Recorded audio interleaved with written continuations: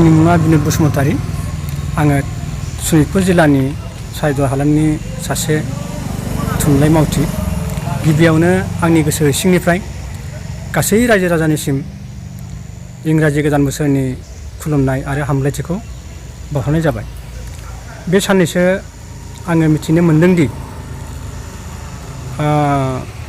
सरकारजों आरो NDFBजों आरो बर' फरायसा आफादजों बर'नि मोनसे गिदिर जेंना बड'लेण्ड जेंनाखौ सुस्रांनो थाखाय सावरायलायगासिनो दङ। आरो बेखौबो मिथिनो मोनदोंदि आथिखालाव थाखानाय BTDनि सिमाखौ फुवारनानै सनितपुर जिल्ला, बिश्वनाथ जिल्ला आरो लखिमपुर जिल्लानि मैखोम बर' हालामखौ सोसननो नागिरनाया दासिमबो मोजां गरन्थआव फैयाखै। दासिमबो सोसननो हानायनि जेबो लामा दिहुनलायनो हायाखै होननानैबो खोनादों। बे बर' जेंनानि थामथि जा गोरोबथा जानो थांगासिनो दङ,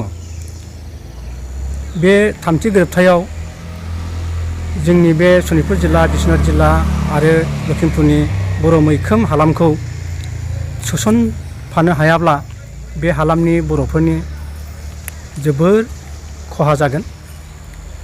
बे हालामनि बर'फोरनि राव, थुनलाइ, हारिमु गोमालांनो हमगोन आरो हारिनि थामोनथायाबो गुलुंलु जागोन। बेनिखायनो आङो रायजोनि जानानै खावलायहरनो लुबैयोदि मोनब्रैबो हानजा, NDFBनि मोनब्रैबो हानजाया आरो एबसुआ लोगोसेयैनो जिरायलायनानै बे थामथि गोरोबथायाव सिगाङाव मख'बोनाय बे सनितपुर जिल्ला, बिश्वनाथ जिल्ला आरो लखिमपुर जिल्लानि गामिफोरखौ सोसननो नाजायोब्ला, सरकारखौ सोसननो थाखाय नारसिनलायनो गरन्थ लायोब्ला जोबोर मोजां जागोन। आरो सोसननो हायाब्ला, बोरैबा थालांबायोब्ला बेयाव गोजोननाया, बर'फोरनि गेजेराव गोजोननाया थाबैनो फैयाबो जानो हागौ। आरो बर'फोरनि राव, हारिमु, थुनलाइ जौगानायनि थाखायनो बा बर'फोरनि थामोनथानि थाखायनो बे मैखोम हालामनि बर'फोरखौ सोसननाया गोनांथार होननानै आं सानो। आरो बेनि थाखायनो बयखौबो खौसेयै बे जेंनाखौ सुस्रांनायाव